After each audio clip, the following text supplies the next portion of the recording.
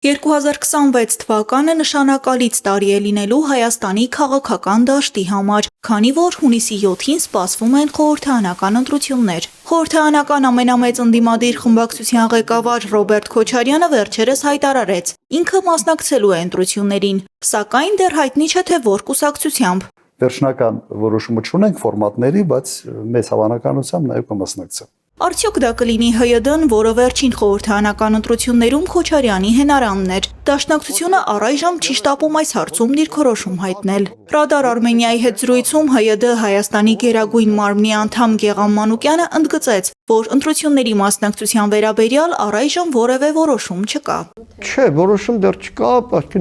մեզ մոտ մի քիչ շատ ավելի քարշ որոշումներ կայացնելու մենք կուսակցություն ենք, այսինքն որևէ մեկի անհատական ճաշակով մեր մոտ որոշում չի պարտադրում եւ ամենաստորին մեր մակարդակից խմբերի մինչեւ վերին ատյաններով, քննարկումներով եւ կարծում եմ, որ 2026-ի